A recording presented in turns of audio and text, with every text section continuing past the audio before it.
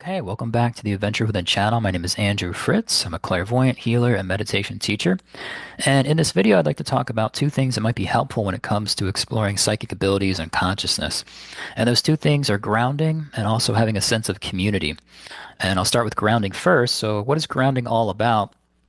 Grounding is your connection or your relationship with the planet.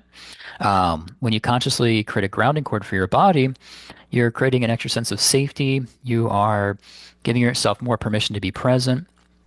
And it's a way to release unwanted energy out of the energy field or your aura, and also out of the physical body. You can send that negative energy down the grounding cord.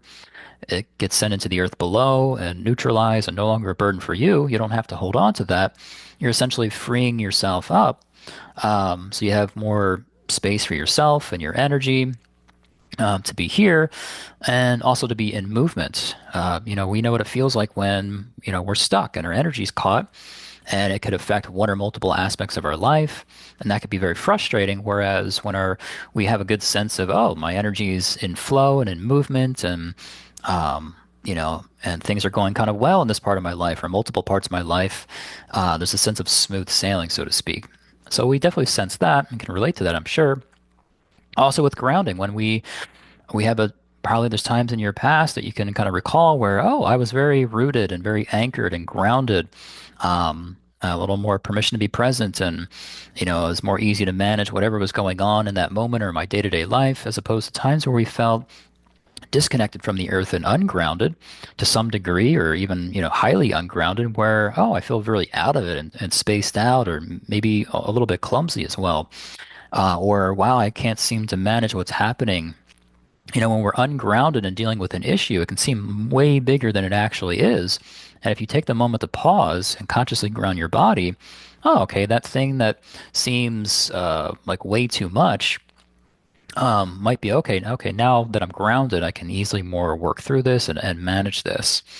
So yeah, you can kind of see the importance with grounding, but in relation to exploring your psychic abilities, it's nice to get grounded first, because if a psychic ability is completely shut off, there's a lot of energy on it. There's probably a lot of unconscious energy on it. There's probably invalidation. That's usually what happens in childhood, that, an ability gets invalidated.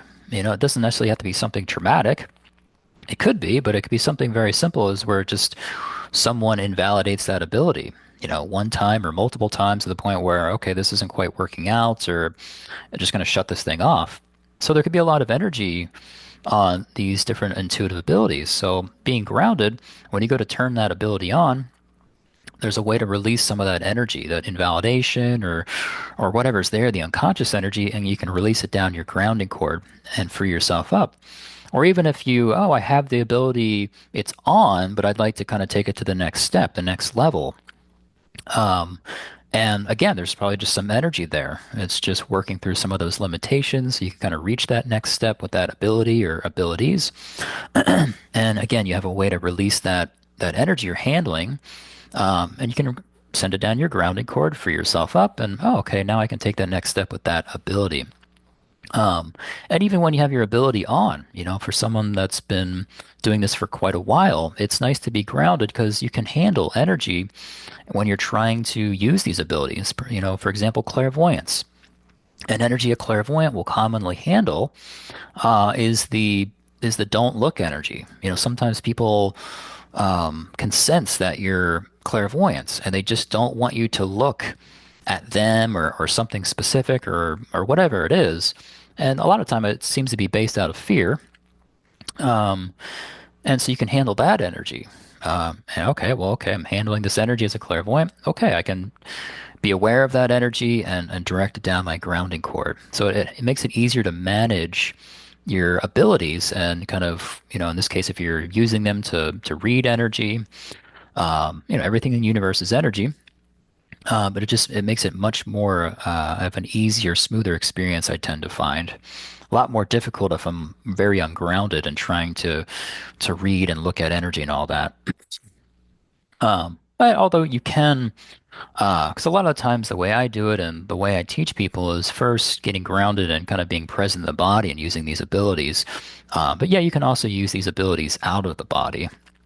as well. But I do find it's good to have a sense of getting at least taking time to meditate first, um, just so things are a little more clear. I tend to find if I just try jumping into reading, you can definitely do that. We can all do that. But if you take the time to meditate a little bit and you have a little greater sense of clarity, okay, it's easier um, to read or look into whatever you're doing. Whether it's clairvoyance or whatever ability you're using. Um, okay, so that's grounding. And then what's the other thing? It's having a sense of community. I tend to find that, when I got into spirituality and all that, I had a friend that kind of introduced me to it. And then we kind of found a psychic school and got readings and then took meditation classes and energy healing classes and clairvoyant trainings and all that kind of stuff. It was nice to actually have a community where in this case where I went, there was multiple teachers.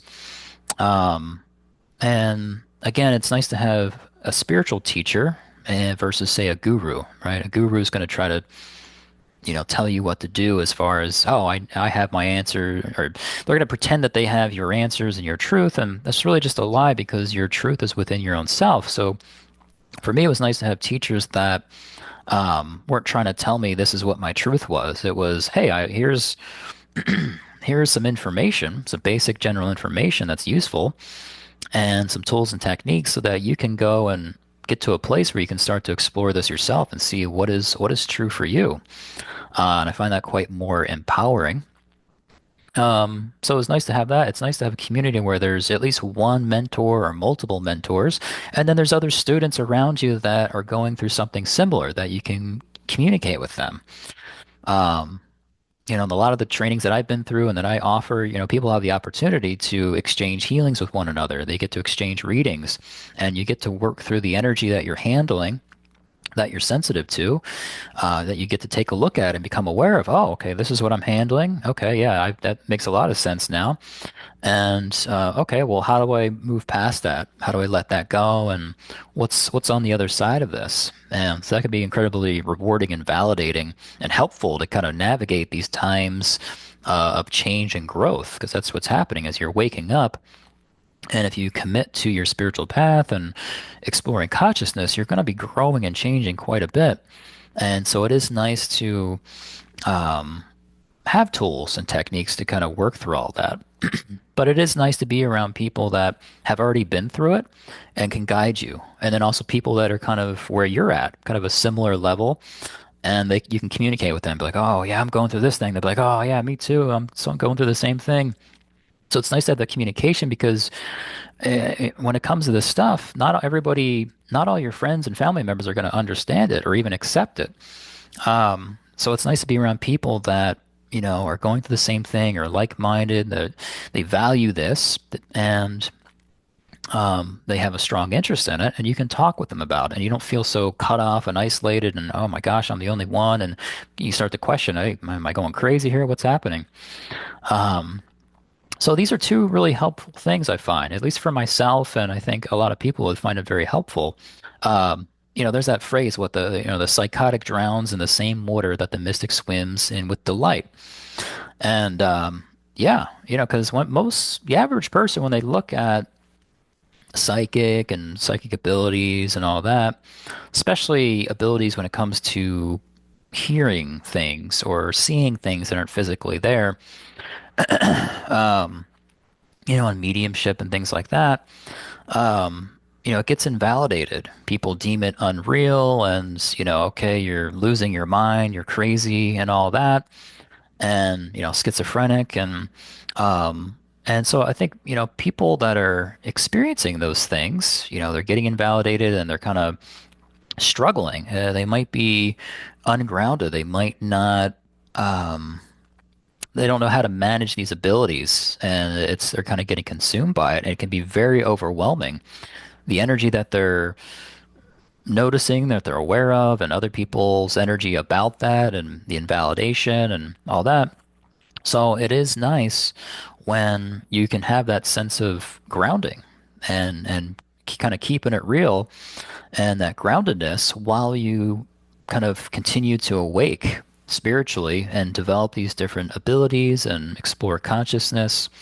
Um, and so when you have that grounding and when you have that community, eventually you get to a point where, oh, okay, I feel like I have um, a handle on this. You know, I have some sense of mastery around this that, yeah, I can go in the world and I can have these abilities on, and it's not an issue. And if someone doesn't like it or if someone tries to judge or invalidate, not a problem. It's just an energy. I can ground it and let it go, and no worries. When you're have a certain level of awareness, you just go, oh, wait a second, that's not my energy. I can just move it out because I'm so aware of what my truth is, what my energy is, and I'm just going to embrace that. I'm not going to even really entertain this other nonsense. I'm just going to just, oh, hello and goodbye and move it out.